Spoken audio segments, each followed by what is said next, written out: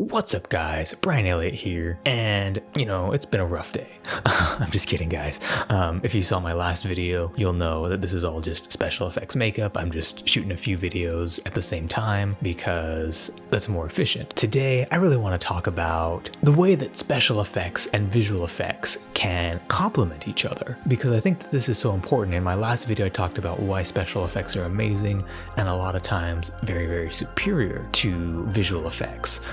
But there's a place where special effects and visual effects can have a really, really beautiful symbiotic relationship where the special effects complement the visual effects and the visual effects make the special effects look better. So I'm going to discuss how this relationship can really, really work together with a few different films that I've made. I'm going to start with a couple old ones that I made in middle school and high school, that being one called 5 Hitmen, about 5 hitmen, and one called Blood Running, that's kind of the quintessential zombie movie that every teenager who gets into filmmaking has to make with their friends. And both of these rely heavily on practical effects like blood and gore to kind of tell that story, as well as visual effects like muzzle flashes and blood spray and all that kind of cool stuff to really, really punch up the look and feel of the film. And so let's go ahead and take a look at a few of these clips.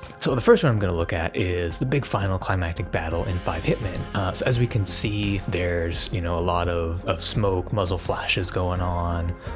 All that's obviously in the computer because we were using airsoft guns. You can still see the orange tips. I never bothered to take those out.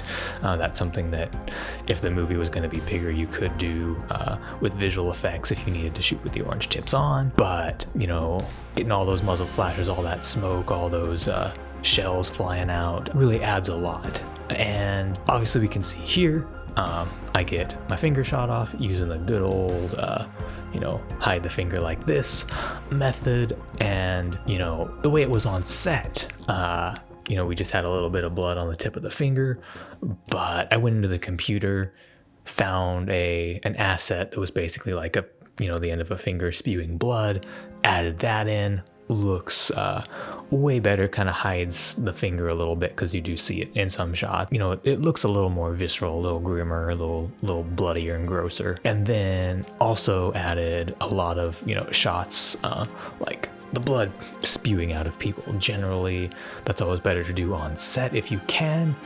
But, being a middle schooler, couldn't do anything like that. So went in and added some nice blood elements to really punch up the feel of people getting shot. So it's not just a dude fake acting like he got shot and then there's blood on him in the next shot.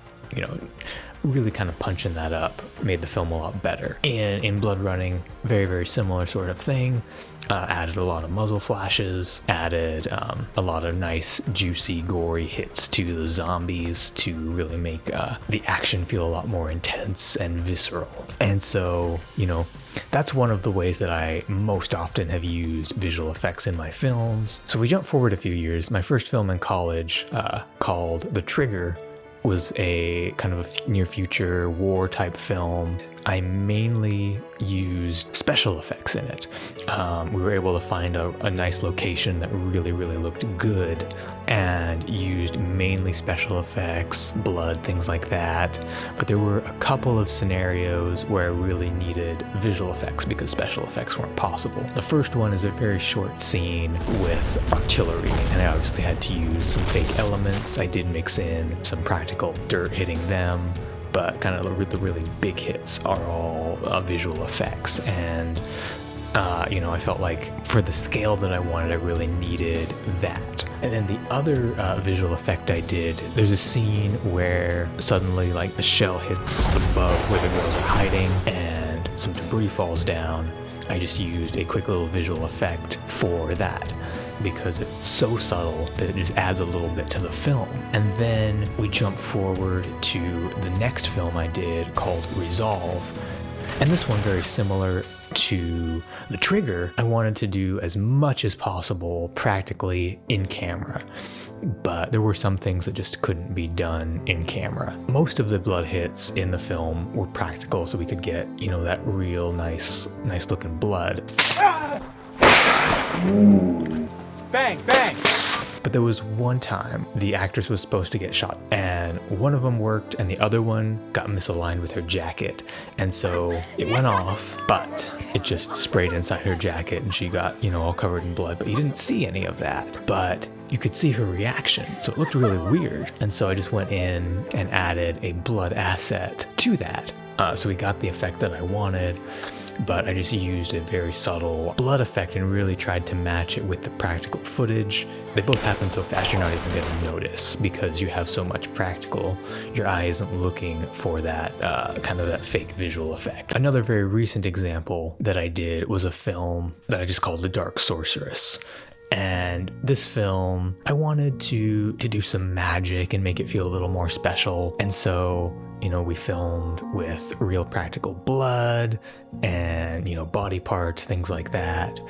But in the computer, I added a lot of kind of smoke and, had fire come out of her hand and, she shot fire, burned a tree, all that was done in CGI because obviously the Forest Association is not going to let you burn down a tree. And I wanted the fire to be, kind of look special, blue, greens, cool things like that. So all that was done in the computer. I did some stuff to her face in a couple of real quick shots to make her look much more horrifying, and that kind of stuff mixed in with the very grounded, practical feel of all of the other effects looked really, really good. And I also used this fire and things like that to kind of obscure some of the props. It didn't look the most real because they were kind of Halloween store props. So make those on fire, add some smoke, add some haze to kind of disguise some of the less than perfect practical effects and things like that. Visual effects are fantastic.